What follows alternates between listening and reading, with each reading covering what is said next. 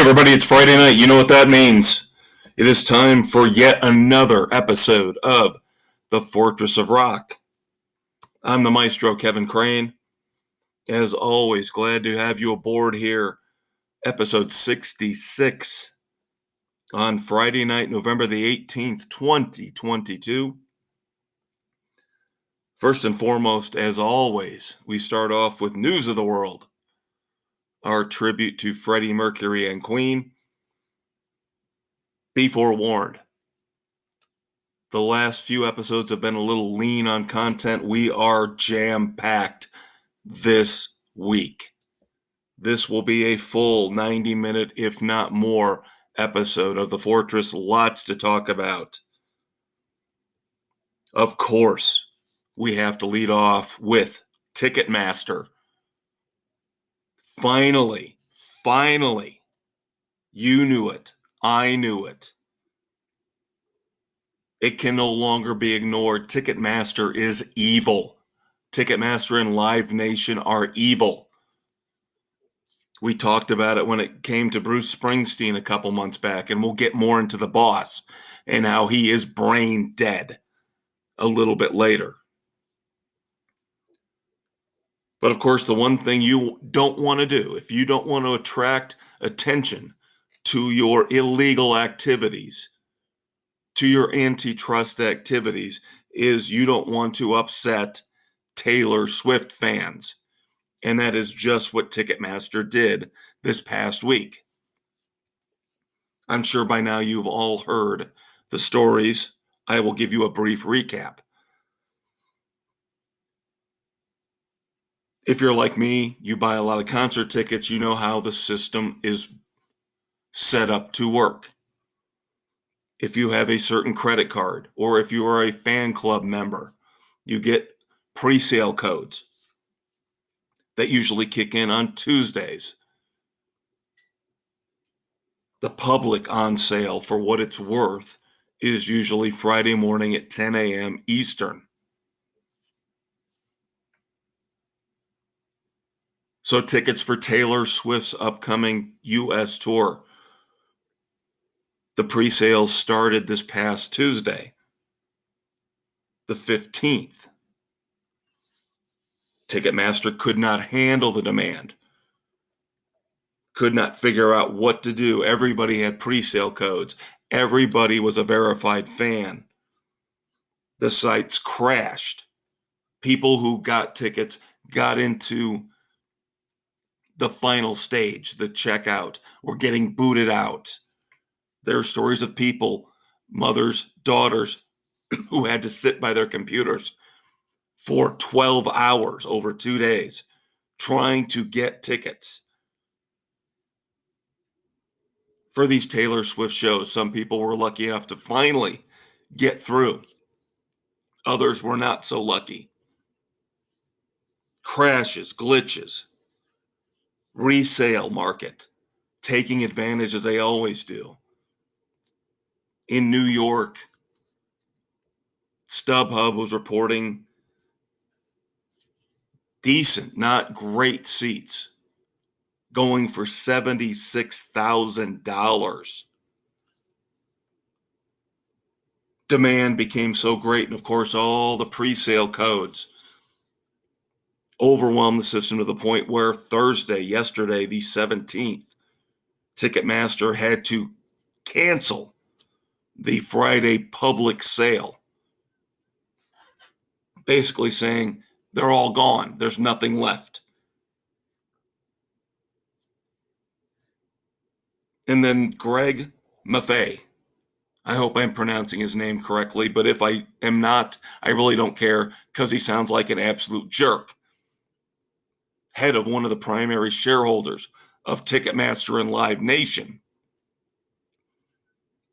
comes out and blames Taylor Swift. Basically says she hasn't toured enough. It created an unreasonable demand, and that's why Ticketmaster crashed.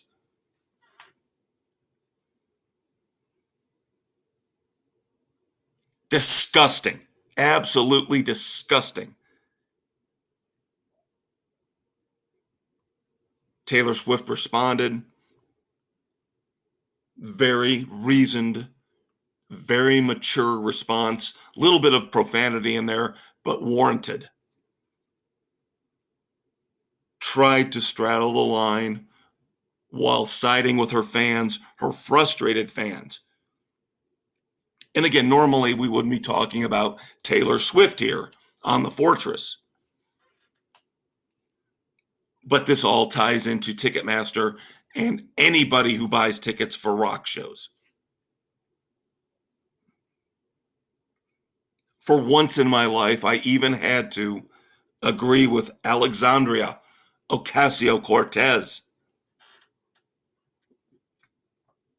who came out and said, we've known for decades Ticketmaster is a monopoly.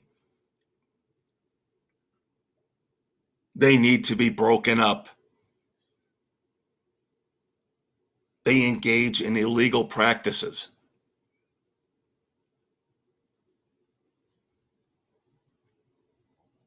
Now word has come down that the Department of Justice, the DOJ here in America, is actually already investigating Ticketmaster. And the investigation had begun even before this Taylor Swift fiasco.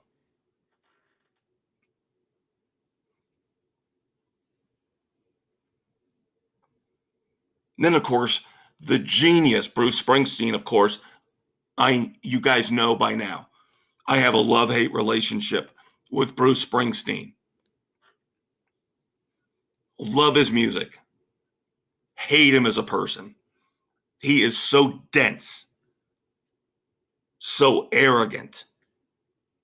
He doesn't get it. But why should I expect anything different from him when he aligns himself with Neil Young, with John Mellencamp, with Bob Dylan, other lunkheads out there in the rock world who don't care about their fans or fairness? All they care about is lining their pockets. When Bruce Springsteen was asked, coming off the dynamic pricing debacle when it came to his tour being announced a month or two ago, and now taking into context the Taylor Swift situation, Bruce Springsteen hems and haws, but then finally drops this nugget, and I quote directly, no paraphrasing. Any complaints on the way out, you can have your money back. Here's the problem, you moron. The people that care the most, the people that really want to see you the most, can't pay $5,000 for a ticket. To the pampered, spoiled, arrogant, rich jerkwads who can actually pay $5,000 a ticket to see your show just so they can take selfies and tell everybody, yeah, we went to see the boss. Those aren't your fans. These are the people that miss half the show, standing in line to buy a $25 beer or a $40 mixed drink. Bruce Springsteen is so far out of touch. It's amazing to me that Taylor Swift comes off 10 times more mature than the elder moron Bruce Springsteen. Will we finally be able to bring Ticketmaster and Live Nation to their knees and break them up? One final thought before I move on. If you've ever taken a business class, high school, college, you know what a monopoly is. A lot of people throwing that word around when it comes to Ticketmaster, and rightfully so.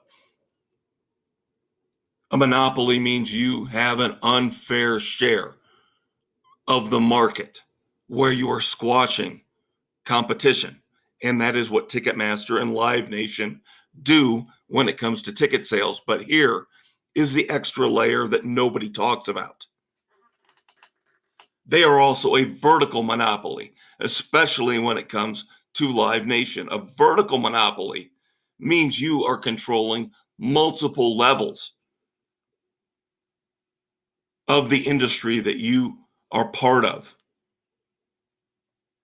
Not only does Live Nation and Ticketmaster control the ticket sales for a majority of the larger arenas and stadiums in America, Live Nation owns a lot of those venues, dozens and dozens and dozens of venues across the country. So not only are they price gouging us, charging us extra fees, exorbitant processing fees, but they're getting all the money on the back end too when you go to, say, for instance, for me, the Ruoff Home Mortgage Center outside of Indianapolis in Noblesville, Indiana, owned by Live Nation. So not only do I have to pay their fees to buy tickets to go there, concessions, everything else, they're getting a percentage of that because they own that venue as well. You can't tell me it's not blatant, rampant corruption. It needs to end, and it needs to end now. Ticketmaster and Live Nation need to be broken up, and they need to go away.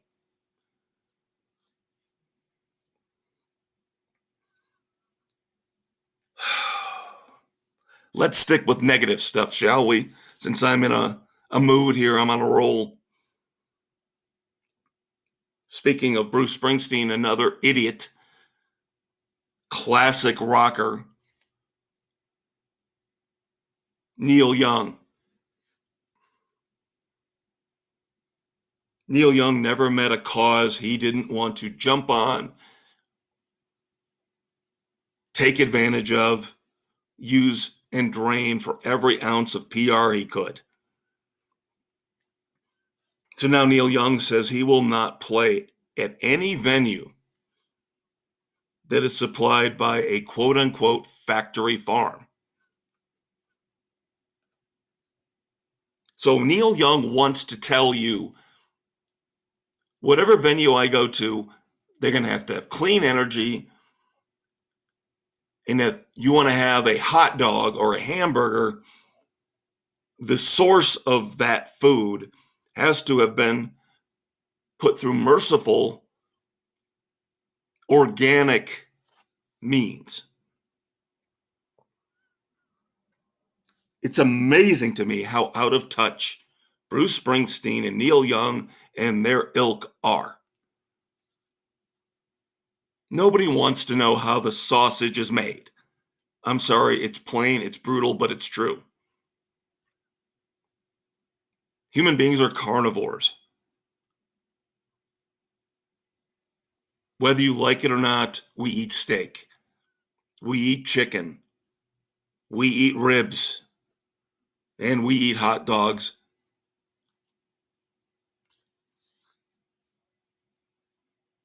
If we follow through on what Neil Young wants, a hot dog would cost probably $20 to $25. The situation is not entirely enticing. It's borderline sad, but it's a fact of life. Factory farms, unfortunately, have to process meat products in as quick and as cost-effective a way as possible. And Neil Young doesn't understand how the rest of us have to live. We don't go through the Taco Bell drive-thru and ask, did the ground beef in my burrito come from a factory farm? We take the $1.50, $2 burrito, which we can afford barely right now, and we're happy to have dinner. But old Shaky doesn't get that. Bruce Springsteen doesn't get the fact that we can't afford $5,000 tickets. This is why I can't stand Neil Young. I have never liked him, and I never will, because he's another example of an out-of-touch celebrity who doesn't get what the common people like you and me go through each and every day. Speaking of which, let's shift gears. Let's get on to something a bit more positive. Kudos to Joe Walsh, Dave Grohl, the Black Keys, and Nine Inch Nails with Trent Reznor for putting together the 6th annual Vets Aid Concert 2022. A good cause. Something positive here for once in this segment. Let's keep this going.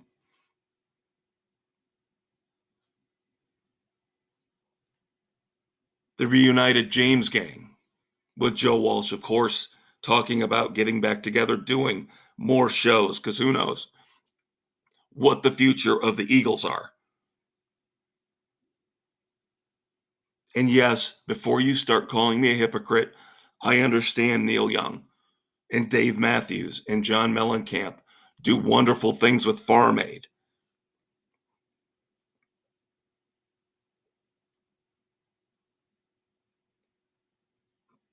But when I look at the lineup for Vets Aid 2022, I see a lot less hypocrisy than I do with somebody like Neil Young doing Farm Aid, yet ripping on factory farms. Seems like Neil is walking a very, very thin wire, way, way, way up high when it comes to his allegiance with Farm Aid versus ripping on factory farms, supplying food to the venues where he and Crazy Horse play. More tour news, more concert news for you. Foreigner is starting a farewell tour. In a way, it's shocking. In a way, it's not. Mick Jones is the sole original member of Foreigner to still be in the band, and even then, he is not performing with them on a regular basis. So basically, you've got a lot of guys who are brought in after the fact who are calling themselves Foreigner, and they're going on a farewell tour. Now, I saw them about 4 or 5 years ago. Lucky enough to see Mick Jones perform an entire set. And I'm good with that. I don't need to see this farewell tour. But for those of you who do,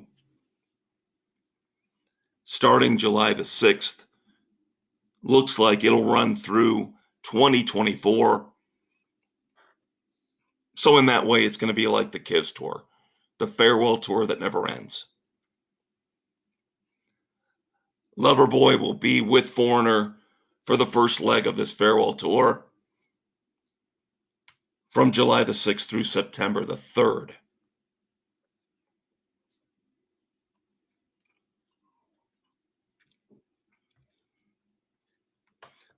Couple of moments of silence. Now, if I mention the Clash, who comes to mind? Now, to me, first name pops into my head is Joe Strummer.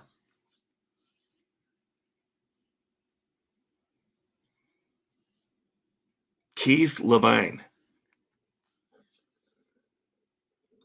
technically a co-founder of the Clash. Never would have known that. I like to think I know a decent amount about modern music, modern rock and roll. Would never have been able to tell you that Keith Levine was a co-founder of the Clash. Sadly passed away here over the past few weeks. Thoughts and prayers to the Clash family. And then for those of us who grew up in the MTV era, we all remember the ZZ Top video for Legs. One of the greatest videos of all time.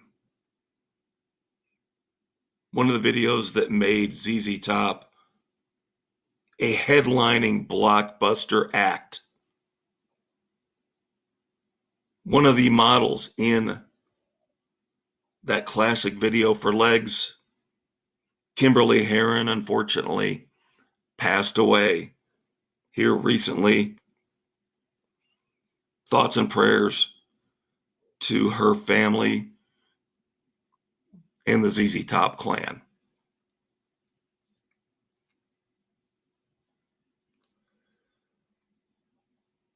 Grammy nominations are out. Yippee skippy, right? Possibly even more out of touch than the Rock and Roll Hall of Fame. But I won't go that far.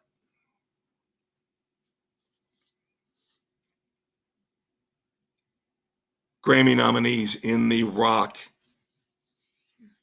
and metal performance categories include Ozzy Osbourne, Bryan Adams, the Black Keys, and Robert Plant and Alison Krauss. Again, the Grammys, just like the Rock and Roll Hall of Fame, are exclusionary. They don't like to acknowledge rock and roll or heavy metal.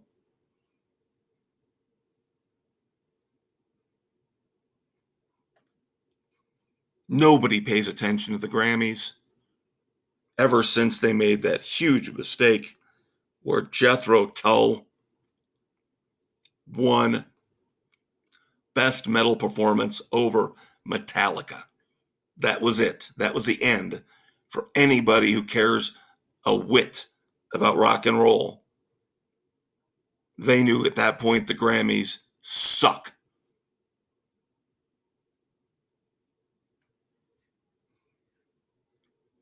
And at some point, we're going to get back into the Rock and Roll Hall of Fame because I saw the list of who's now eligible for the Rock Hall of Fame in 2023. And it's going to get even worse, kids. If you can believe it, it's going to get even worse. And we'll talk more about that probably when the calendar flips into the new year.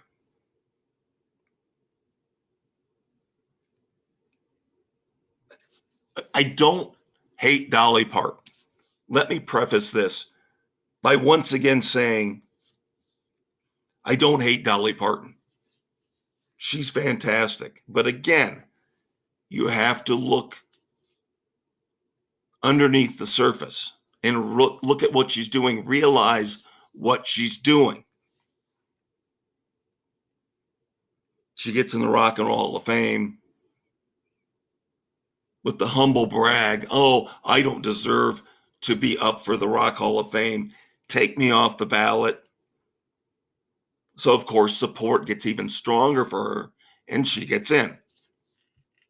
And now she says, I'm going to follow through, and I'm going to do the rock and roll album that I said I was going to do if I were happen to be lucky enough to get in to the Rock Hall of Fame. Fine. So now she wins an award from Amazon and Jeff Bezos. They just handed her $100 million.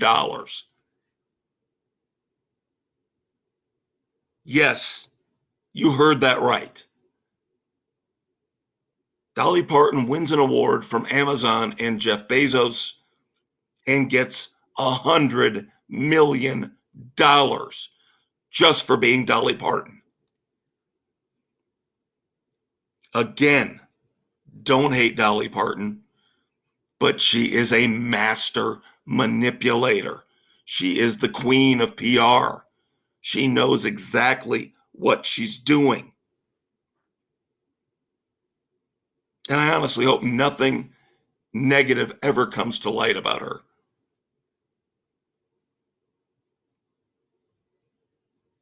And you can take me saying she's a master manipulator as a bad thing. I'm not saying it's a bad thing. I'm just saying we need to recognize she's making a lot of moves behind the scenes to profit herself, to make herself look better, and to make a hell of a lot of money.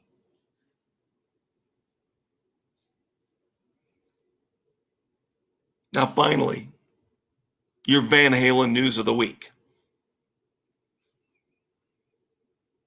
Van Halen fanatics know about Starfleet, a project that Eddie Van Halen did with Brian May of Queen. Featured Phil Chen on bass, Alan Gratzer of REO Speedwagon on drums. Brian May's released a little taste of this in the past, but now we are going to get an expanded Starfleet box set, hopefully mid 2023. We're going to get every little tidbit, everything that Brian May's got. In studio chatter, noodling, rough solos, rough tracks. Yeah, the kind of stuff we want from the Van Halen archives. Looking forward to the Starfleet box set. That's it for segment 1. Next up, breakdown. I'll be right back.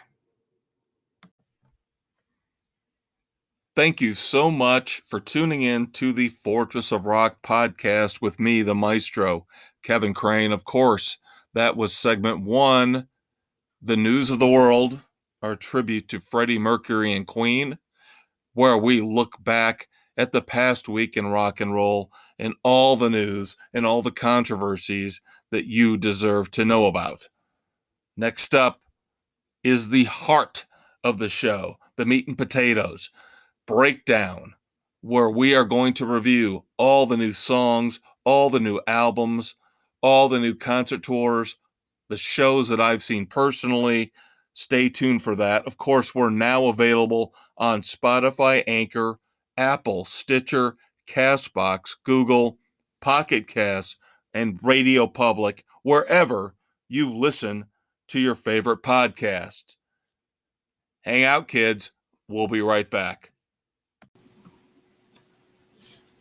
Hey, everybody. Welcome back to the Fortress of Rock, episode 66, November the 18th. 2022.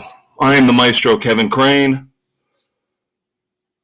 Glad as always to have you aboard. Again, I apologize. The last couple weeks, my voice has been going in and out. Feel fine, feel great, but something just is lingering and causing me issues. So every once in a while, I'm going to sound like Kermit the Frog. Bear with me. Still coherent. The reviews, the thoughts, the points, the news I get across should still be relatively sane and normal, even though my voice sounds at times pathetic. So as always, segment 2 is breakdown. Our tribute to Tom Petty and the Heartbreakers. All old school, mostly cover songs this week in breakdown. It's that time of the year. We get closer to the holidays. New music starts to taper off. Still got a little bit coming. But this week, our featured album review is Bruce Springsteen's Only the Strong Survive. 15 R&B and soul cover songs from the boss from the 60s, the 70s, and even the 80s. And yes, I know I ranted and I raved in segment one about the boss. And I told you, I got a love-hate relationship with him. I appreciate a lot of the work he's done in the past. You can't deny the greatness of Born to Run and Darkness on the Edge of Town and The River, especially, in my opinion, his greatest album. One of the few double albums in rock history that actually was worth being a double album and wasn't just a vanity project or an exercise in excess. I am going to break one of my cardinal rules here on the Fortress of Rock this week. I can't go track by track with Only the Strong Survive. Why? Because 15 songs of R&B and soul covers by the same person. I'm not just singling out Bruce Springsteen. It gets redundant. It gets repetitive. It starts to sound all the same. So it's very hard for me in these 15 songs to really differentiate one track from the next. You've got your strings, you've got your horns, you've got your background singers. Bruce even brings back the fade out, which seems to be a lost quality in music nowadays. Nobody likes songs that fade out anymore. They just have to abruptly end. Whereas back when I was a kid, back when Bruce was a kid, the fade out was more the norm. So kind of a welcome little nuance to Only the Strong Survive. But beyond that, you can tell I'm kind of implying that this album is a little bit rote, a little bit boring. I would have preferred the original songs in a 15-song collection. You would have had differences in vocals, differences in the background musicianship, where again, here it's all kind of the same. It all blends in together. Now, on a past episode, we talked about the Boss's cover of Night Shift from my beloved Commodores. Track 3 here on Only the Strong Survive. But again, it just fades into the background. The closing track, most of us know, from the Supremes, Someday We'll Be Together. But beyond that, it's kind of hit and miss which of these songs you or I know from our childhoods. Now, supposedly, track 4 was the real inspiration for this collection. Very, very minor hit when it was originally released. A song called Do I Love You? Indeed I Do. And you can kind of tell a little bit more energy that Bruce Springsteen puts into it.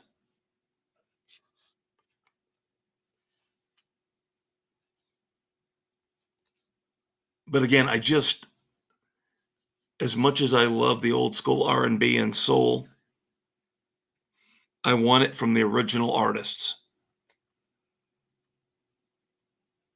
Bruce Springsteen delivers all these songs with heart, with energy, obviously with passion and love, but that's not enough. In the end, it comes off as basically boring.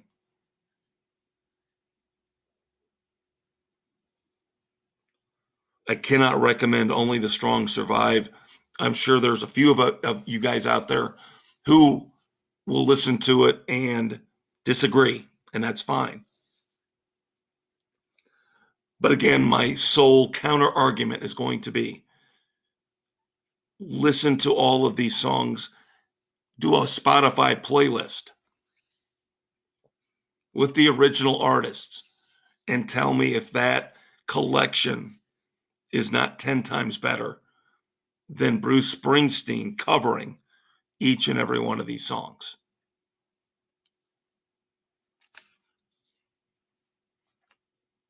All right, sticking with our theme of cover tunes.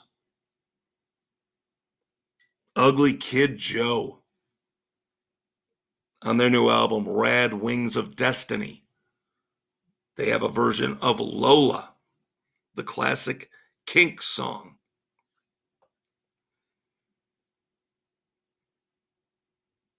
And you might think in this day and age, obviously the controversy around the song is a lot less likely to inspire controversy, quizzical listeners about Lola, who looks like a woman and talks like a man. The problem with this is Ugly Kid Joe don't bring anything new to the table. They don't add anything, don't really change anything up on their version of Lola. This sounds like a cover band in a bar in Topeka, Kansas on a Saturday night doing a cover of Lola. And dare I say, that cover band in Topeka, Kansas probably even does a better version. Now, I've listened to a handful of songs on Rad Wings of Destiny, and they're really good. This cover of Lola just should never have been done. Save it for concerts in smoky, sweaty bars. If you can't add to the song, don't try to redo it, especially if it's a classic. So once again,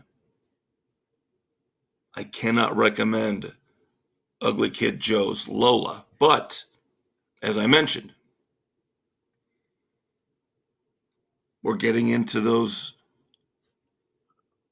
dull winter months where there's not a lot of new material. So I can definitely see us down the road doing a review of Rad Wings of Destiny, because as I mentioned, a lot of the other stuff, the newer stuff, the original stuff, sounds fantastic. Another cover song for you as we keep the theme going and going. John Cougar Mellencamp, another outtake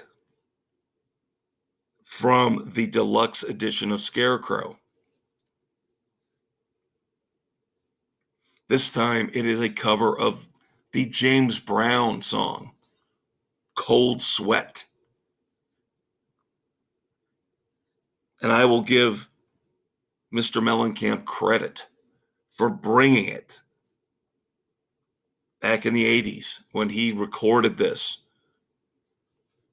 He does his damnedest to try to capture the feel of the original. He throws everything he's got into it. You got the horns, you got the background singers. A lot in common with what we talked about with Bruce Springsteen's Only the Strong Survive. Now, I thought Cold Sweat had a little bit more oomph, a little bit more energy to it.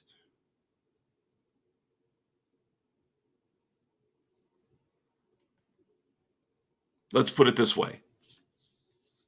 Out of all the music I'm reviewing here in Breakdown, my strongest recommendation goes to John Mellencamp trying his best to be James Brown in Cold Sweat.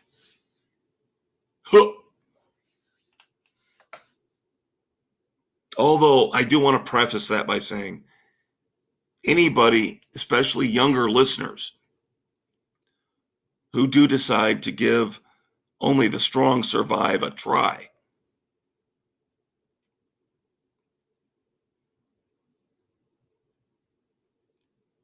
to expose you to the great Night Shift by the Commodores might be equally as important as listening to John Mellencamp channeling James Brown.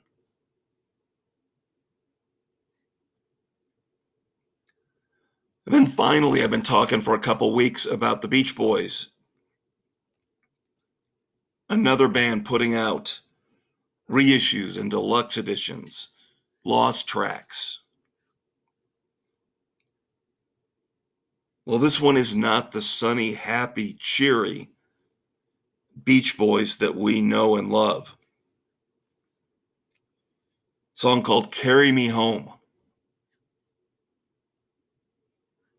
This is basically a very sad, downbeat, maudlin, anti-war song.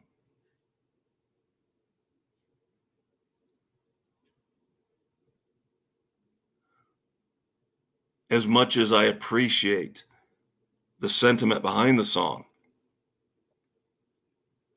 it's so depressing and so downbeat. It's not the Beach Boys. It's just not. I can't recommend it.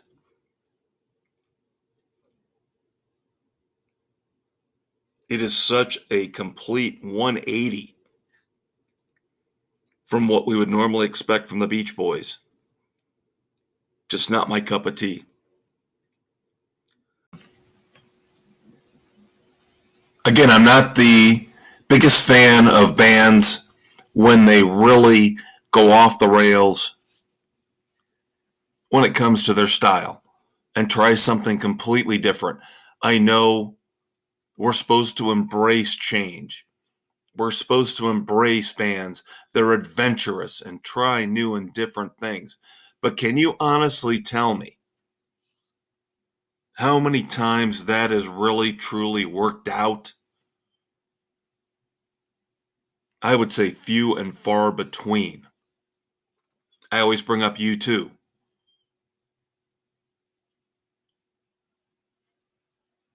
In their electronica, in their dance phase. Not a fan. And obviously they realized that most people weren't fans because they end up going back to their old style. It works once in a while.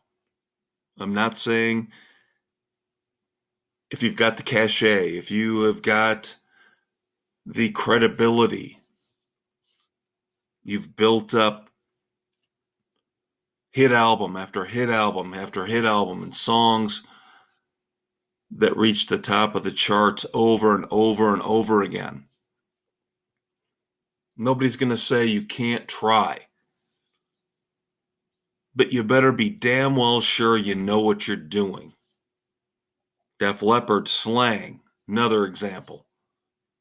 Again, most of the time, bands that deviate too far from the formula that got them where they are today or back then, that made them the massive success that they were or are. When you stray, you pay. And that's how I feel about Carry Me Home from the Beach Boys. All right, segment 2 breakdown is done over. Segment 3 coming up as I have to dig the DeLorean out of the garage, getting back, strapping myself in, setting up 1.21 gigawatts, lots of rock and roll history, birthdays, anniversaries to discuss in segment 3. So hang out through a quick promo. Me and my ragged ass voice will be right back. All right, now that we've looked at the current state of music in our breakdown segment, it is time to climb into the DeLorean and travel back in time to look back at moments in rock and roll history, birthdays, deaths, anniversaries of song and album releases. It is time for I Wanna Go Back, our tribute to Eddie Money. Stay tuned.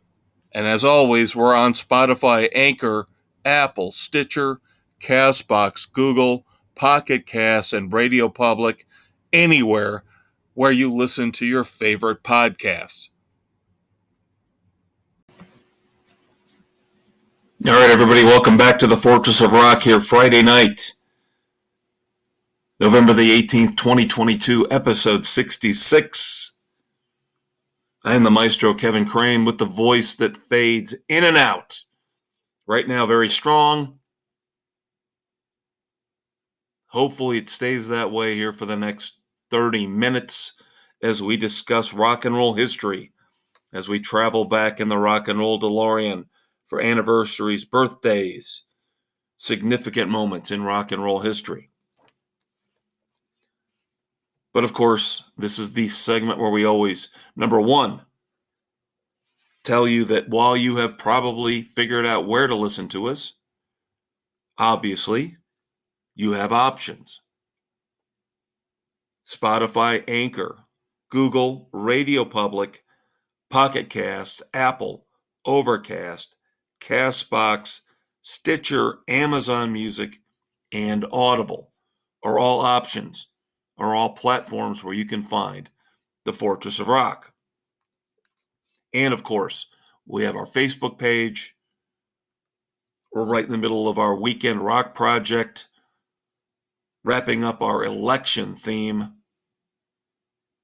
This weekend, of course, talking about songs with the words loser, losing, loss, anything and everything like that.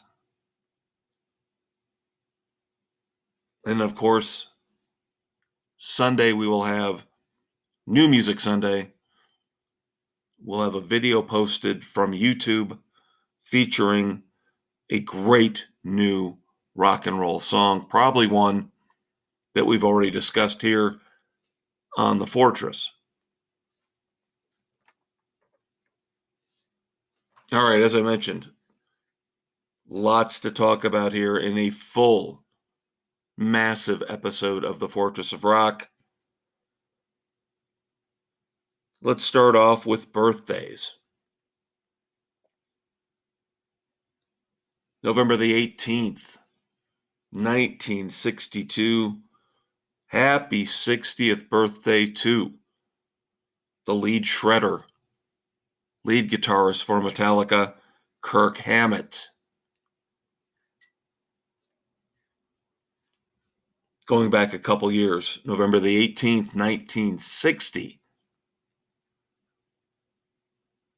Getting into some of my 80s roots, the MTV generation.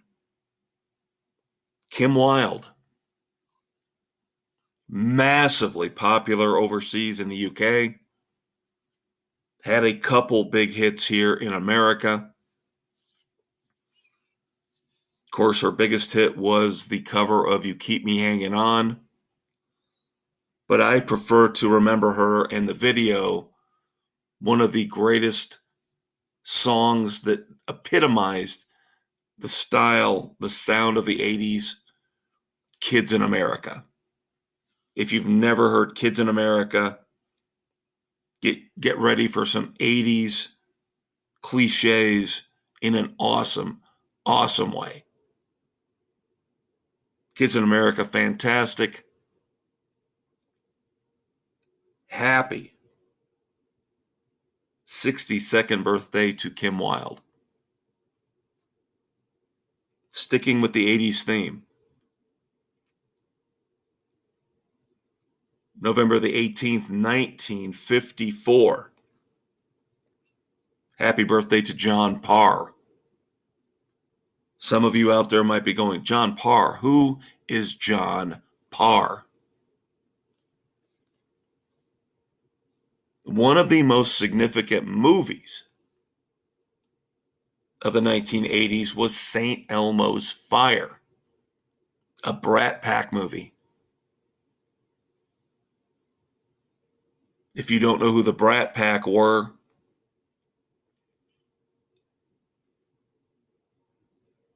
look them up. Andrew McCarthy, Molly Ringwald, Rob Lowe, group of actors, young actors, Emilio Estevez,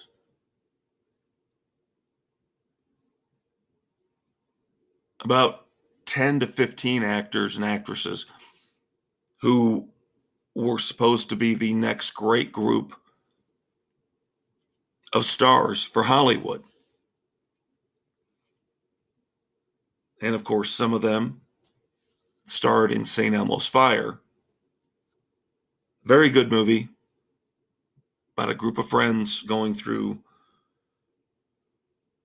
romances, hard times. It got a little dark,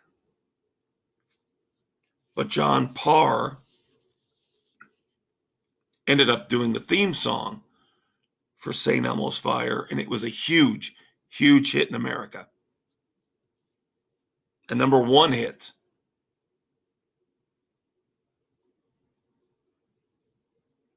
It's got the requisite cheesy keyboards. Just like Kids in America, it is a touchstone song for the era.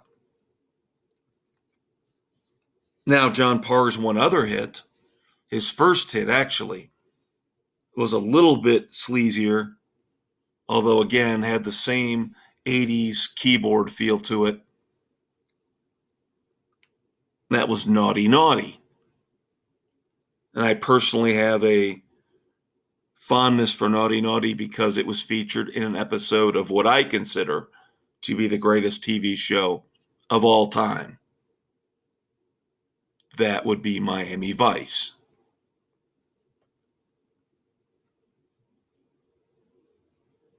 Going back to November the 18th of 1950, Rudy Sarzo. And this man has played bass in arguably the greatest selection of bands of all time. I'm sure there's a rock historian out there who will find somebody and pose a disagreement with me. Look who Eric Clapton played with. Look who Jimmy Page played with. Rudy Sarzo, of course, probably most well known as the bass player for Quiet Riot. But also played with Ozzy Osbourne,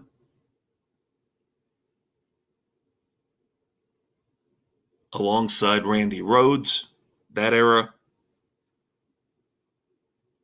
Played for Whitesnake, Dio for a brief period of time. And these two really threw me for a loop. And this is why I'm posing that Rudy Sarzo might be, when it comes to a rock and roll resume, the most impressive bass player of all time. Looking at who he played with and for. For a brief time, Rudy Sarzo played for Blue Oyster Cult and also played for the Guess Who. On top of Dio, Whitesnake, Ozzy Osbourne, and Quiet Riot. That, my friends, is what we call a rock and roll resume.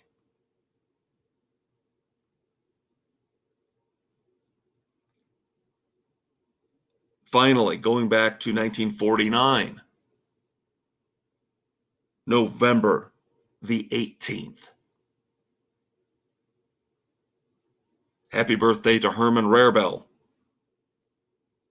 Scorpions drummer through their classic lineup era, 1977 to 1996. Yes, that includes all the classic albums we know and love, including Love at First Sting, Blackout. Happy birthday to Herman Rarebell. Now, before we head on to anniversaries, got to take care of some more business. I got to tell you where I get a lot of the ideas for this segment and for our first segment, News of the World. First and foremost, keep in mind that the opinions are mine and mine alone. But my sources for a lot of these stories come from thisdayinmusic.com, ultimateclassicrock.com, and of course for my Van Halen seemingly weekly updates, the great, the glorious Van Halen News Desk. All three sites are tremendous. I highly recommend them. Check them out each and every day for your daily rock and roll fix. All right, kids, and now it's time for anniversaries in rock and roll history. November the 18th, 2017, just 5 years ago today, the death of one of the linchpins of AC/DC, the brother of Angus Young, Malcolm Young, passed away at 64 years old. Most of you out there know Malcolm was suffering from dementia. There were concerns, there were worries that it was going to tear the band apart. Again, he was such an integral part of AC/DC. They've been able to soldier on. They've been able to carry on. Through Malcolm Young's death, through Brian Johnson having issues.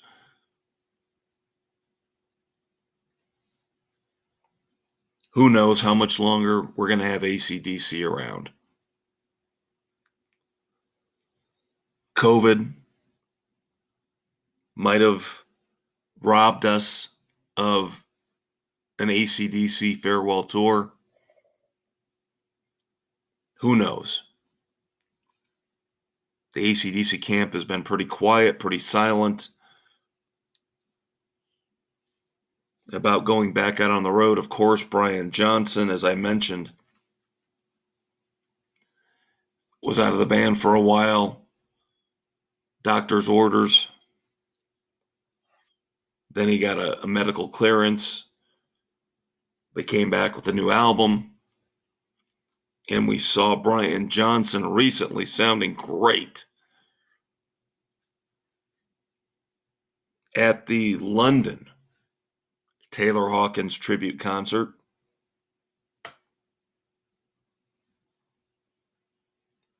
It gives us hope as AC/DC fans. And who isn't an AC/DC fan? That they will continue on and at least give us one more tour.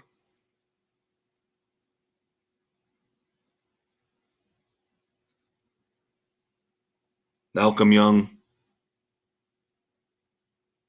5 years ago, passed away.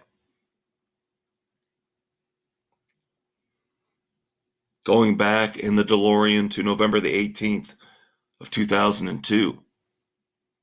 It is a 20-year anniversary again, bittersweet.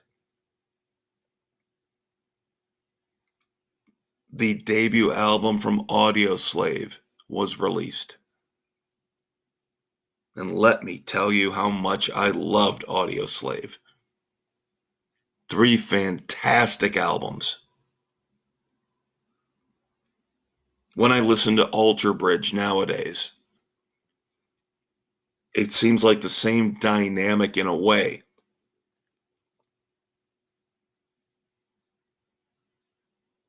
That what we got with Audioslave.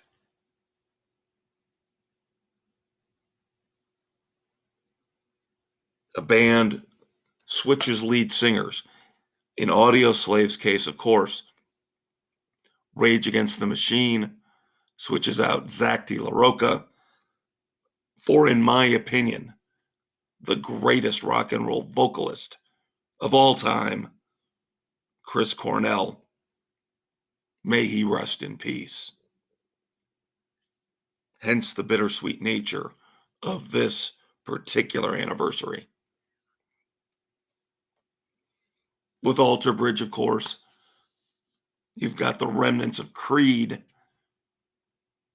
Scott Stapp pushed to the sidelines. You bring in Miles Kennedy. Vast improvement. Same thing with Audioslave. Vast improvement.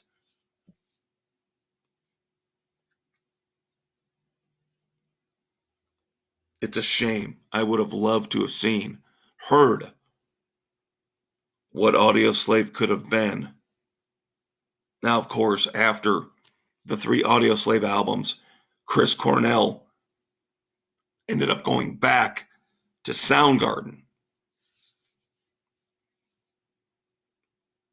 But again, that reunion was too short-lived as he committed suicide. Now, of course, Rage Against the Machine are back together, but due to an onstage incident, they were not able to follow through on their reunion tour as Zach De La Rocha tore up his Achilles. But if you have never really delved into Audioslave and all 3 of their albums, front to back, I do encourage you to do so because they are phenomenal.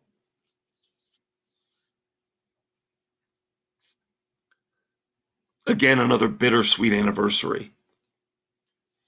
As we go back to 1993, November the 18th.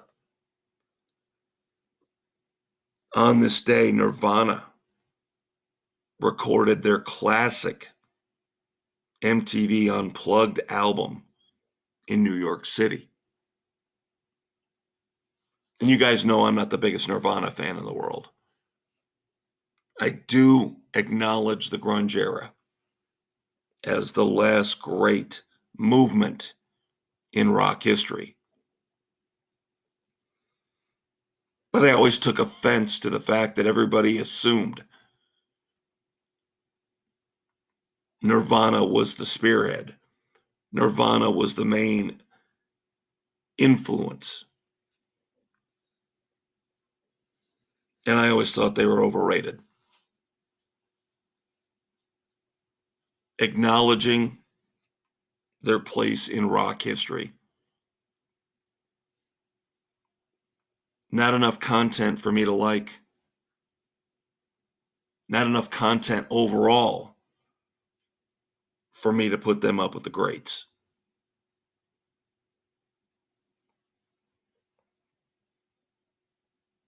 And of course, the one song that came out of the MTV Unplugged sessions that really took hold and stuck was their remake of David Bowie's The Man Who Sold the World. And it's a great song. It really is. And nobody's saying Nirvana did not have great songs. I just have issues with certain bands who got put on a pedestal way too soon, way too quickly. And I say this about Guns N' Roses too. So I'm trying not to be a hypocrite. I don't know if GNR actually has the output where they should be as lauded, as praised as they are for one album, basically. If you want to say Use Your Illusion 1 and 2, that's fine. I like them. I like both of those two halves of a pseudo double album. But outside of that, what did they do?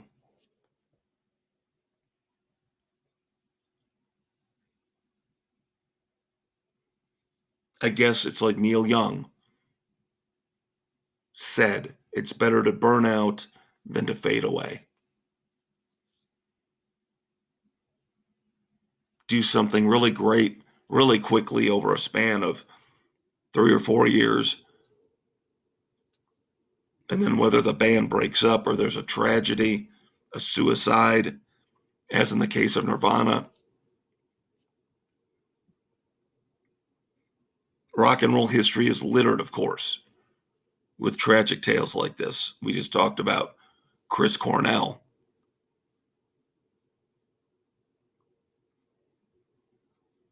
You be the judge. You listen to what you want and you judge it in your own way. You can say I'm wrong about Nirvana and Guns N' Roses, and that's fine. That's why in this world we need to listen to each other and respect each other's opinions instead of fighting and arguing. Just because I say Nirvana is overrated and you love them doesn't mean you're wrong, doesn't mean I'm wrong.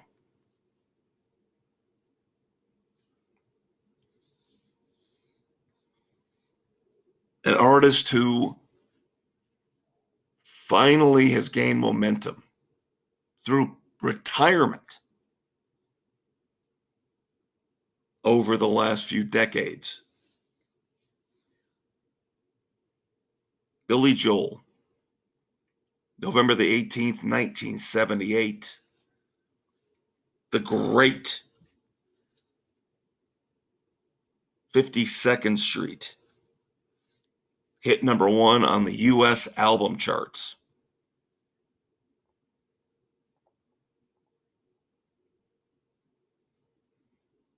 Now you want to talk about somebody who's the exact opposite in terms of output.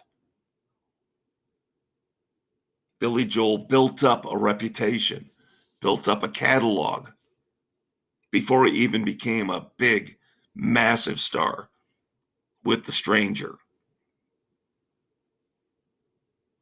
And then he called it quits on his own terms.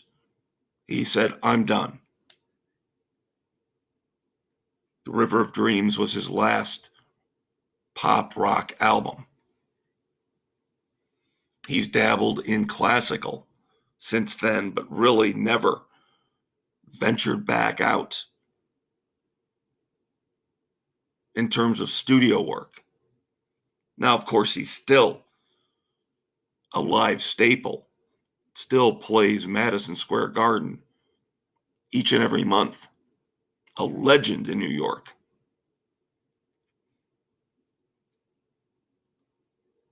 Still tours around the country when he can, going out as we reported here recently with Stevie Nicks in 2023.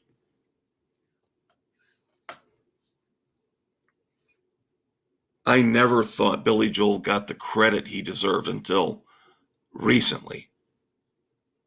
Again, like I said, absence makes the heart grow fonder.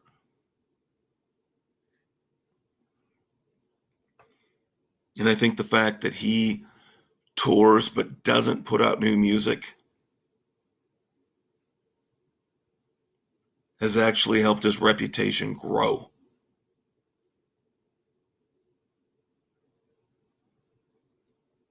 Now, a little side note on 52nd Street. I couldn't verify this, but one source that I looked at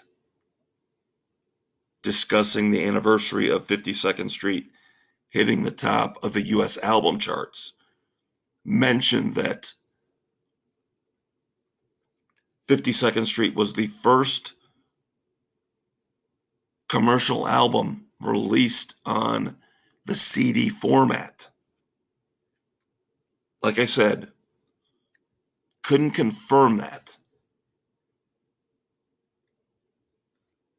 But an interesting little trivia tidbit for you. You can bring it up at a party sometime with your rock and roll friends.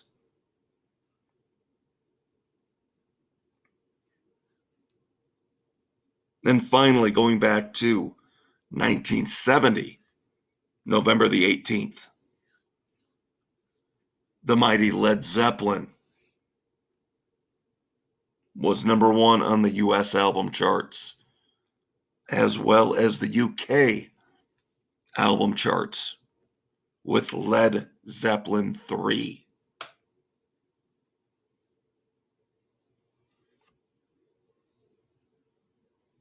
Now, Led Zeppelin again, a point of contention for me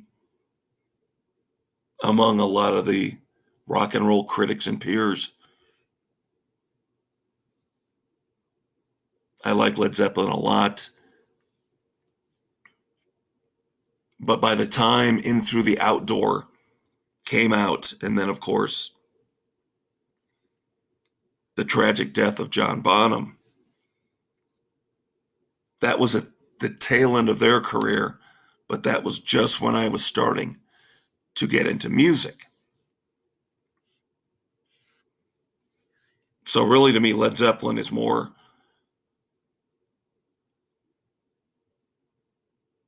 classic pre-era rock for me. Kind of like the Beatles, kind of like the Doors, where it's all old catalog stuff instead of stuff I listened to as it came out, as it gained momentum, as it got airplay on local radio. And in some ways, that probably does taint my opinion of them, just like with the Beatles.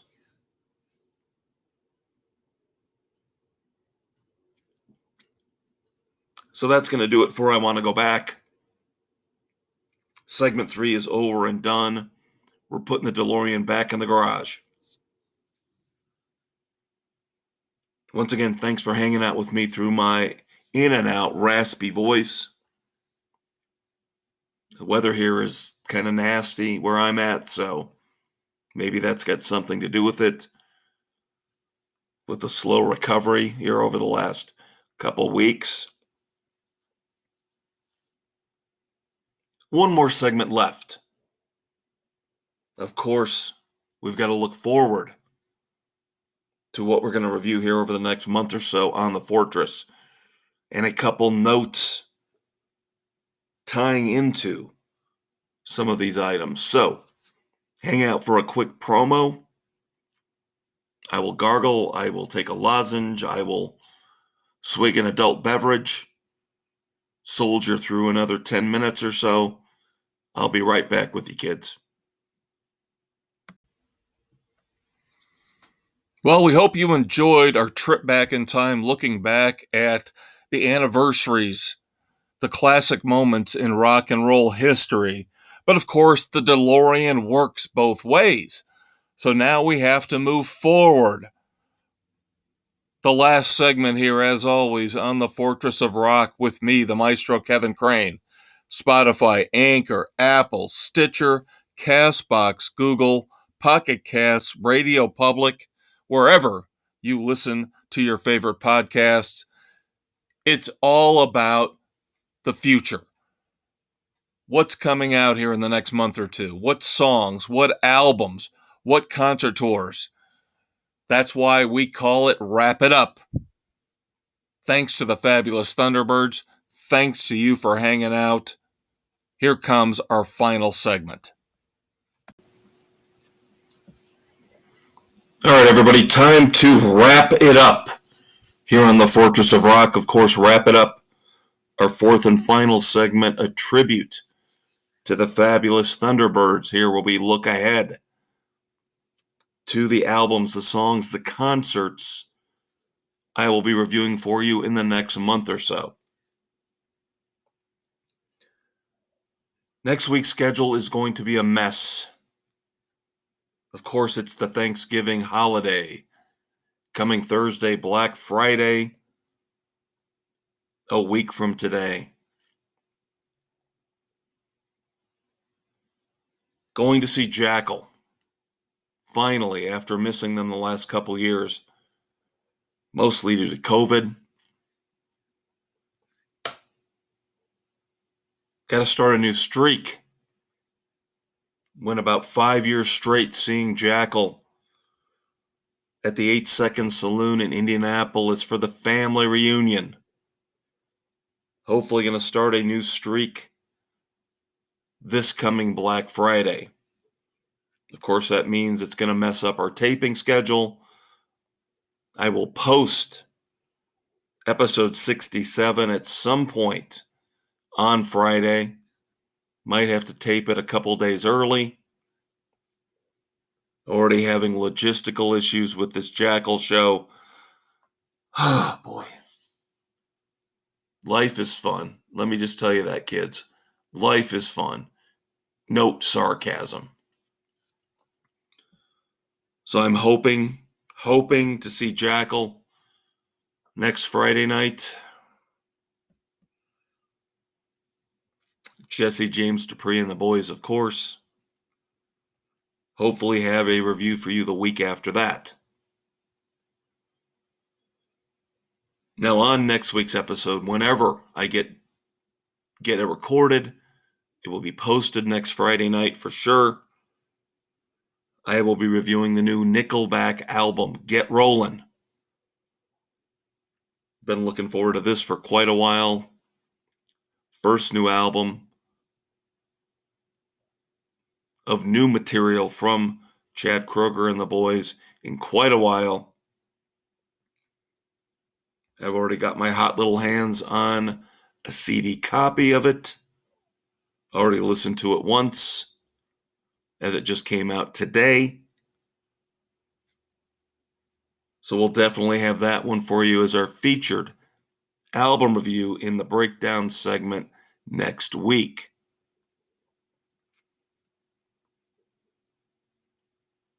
And you're not getting just one, but two concert reviews. Not next week, but the week after. As I will also have my review of Steel Panther live in Fort Wayne, Indiana. Again, just like with Jackal, issues popping up. Nothing is easy. Nothing seems to be easy in life, kids. There are times when this whole concert thing between Ticketmaster and trying to arrange concerts through other people's calendars and your own calendar and the own things you've got in life, your own messes, your own situations, your own problems, just ends up being a pain in the butt. And of course, Ticketmaster is more than happy to insure your ticket against said problems. Because again, all they want is your money. They don't care about you as a customer. All they want is your money.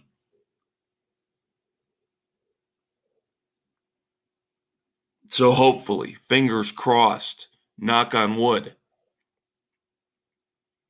2 weeks from tonight, reviews of Jackal live in Indianapolis, Steel Panther live in Fort Wayne. Now next week, as I mentioned, Nickelback. Some of the songs that I mentioned that maybe possibly were going to be on this week's episode, decided to push them back. because I like the whole remake, old school vibe we had going this week in Breakdown. So next week with Nickelback, going to go a little bit harder. Next week we'll have Mammoth WVH, the third and final bonus track on the expanded edition of their debut album. Song is Goodbye. Definitely have that for you next week. Also, the second single from the upcoming Godsmack album, Lighting Up the Sky. I already listened to this song multiple times. I love it. It's called You and I. Full review next week. Still looking at reviewing the initial release from Steve Vai's collaboration, Vai Gash, going back about 25, 30 years. More of a straight up rock album, not the instrumental, heavy output we expect from Steve Vai. The initial release, In the Wind, will be coming up here on the Fortress of Rock. And then finally, we will get into the holiday season. Some of you are cynical. As I mentioned, output drops during the holiday season when it comes to new music. So Nickelback's Get Rollin' might be the last new rock stuff we get until February. So we're going to have to scrape up some older stuff that maybe we missed, like I mentioned Ugly Kid Joe, Rad Wings of Destiny. You might get that in December. But in terms of holiday music, rock and roll, holiday music, The Offspring have a new Christmas song out. Yes, you heard that right. The Offspring, new Christmas song. Their rendition of Bells Will Be Ringing, Please Come Home for Christmas. That will be on the Fortress here before December the 25th.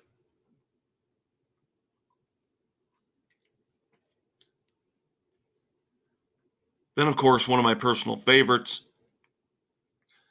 Chris Isaak, who I think is one of the greatest singers of modern times, has got his second Christmas album out. Just came out today. That will be reviewed here on the Fortress at some point in December. So that's going to do it for the Fortress of Rock here on the 18th of November, 2022. I hope you and yours have a safe, happy Thanksgiving. Enjoy it. Watch football. Drink responsibly, but drink. I will check you out next Friday night. Love you guys. I'm the Maestro. I'm out.